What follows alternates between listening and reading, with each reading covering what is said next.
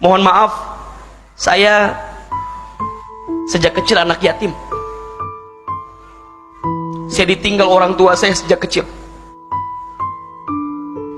Ketika ayah saya meninggal, ibu saya menjadi seorang single parent yang sangat luar biasa. Beliau nitipin dua sama saya. Satu, Hilman belajar yang rajin, belajar ilmu. Mama nggak ngasih harta sama Hilman, tapi mama ngasih ilmu.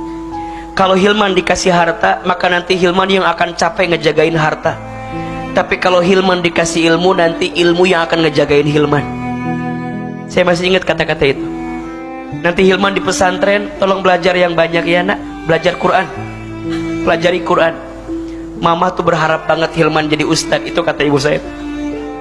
Yang kedua, jaga sholat ya nak ya, jaga sholat. Singkat cerita, setelah ayah saya meninggal, ibu saya single parent sendiri. Sampai di kelas 1 SMA, kelas 4 di pesantren, ibu saya sakit stroke, tidak lagi bisa berjualan seperti biasa. Mohon maaf, ibu saya tukang jualan di pasar, ayah saya sebelumnya buruh kuli angkut di pasar. Saya bukan orang kaya, asli dari Garut, Jawa Barat.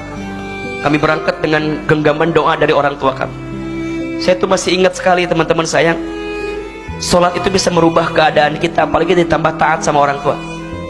Maka teman-teman sekarang cara merayu Tuhannya, cara merayu Allahnya apa? Rayu dengan berbuat baik sama orang tua. Ridullah fi ridul walidain wa sukhtullah fi sukhtil walidain. Ridhonya Allah tergantung ridhonya orang tua, murka bencinya Allah tergantung murka benci orang tua.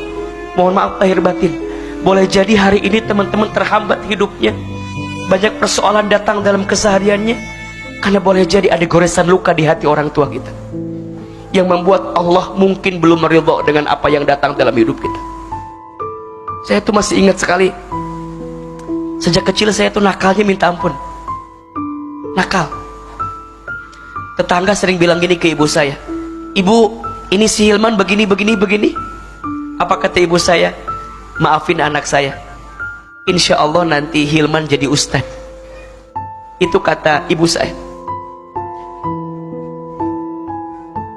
Saya bilang nggak mungkin mah, bagaimana caranya? Singkat cerita, lulus SD kami dimasukin ke pesantren. Allah berikan izin kita sekolah di pesantren, belajar ilmu agama di pesantren. Saya pesantren di Darul Arqam di Garut, satu pesantren dengan Ustadz Adi Hidayat.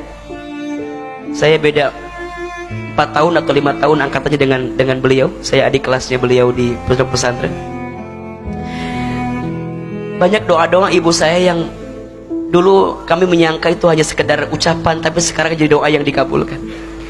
Ibu saya itu sakit stroke. Kalau saya libur dari pesantren, saya pulang ke rumah, saya nyuapin ibu saya. Ibu saya itu kalau sarapan pagi-pagi suka nonton ceramah ustadz-ustadz di televisi. Satu kali ibu saya bilang begini, Hilman, iya mah, nanti Hilman ceramah di TV ya, seperti ustadz-ustadz itu. Terus saya bilang, gak mungkin mah, kita orang kampung, kita orang desa.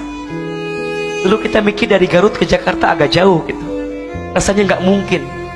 Kata mama saya, shh, jangan begitu nak, aminkan saja. Apa kalimatnya? Aminkan saja, amin. Ada iklan pakai bahasa Inggris. Kata mama saya, nanti Hilman sekolah pakai bahasa Inggris, maksudnya ke luar negeri. Dulu saya bilang gak mungkin mah, dari mana biayanya? Kita orang yang gak punya.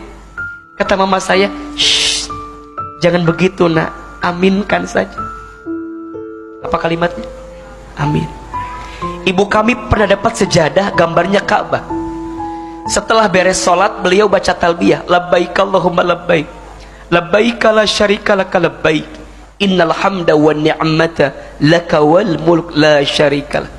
Satu kali saya tanya, mama tuh kenapa kalau setiap beres sholat suka baca talbiyah? Dipeluk badan saya, dicium kening saya, diusap kepala saya. Apa kata mama saya?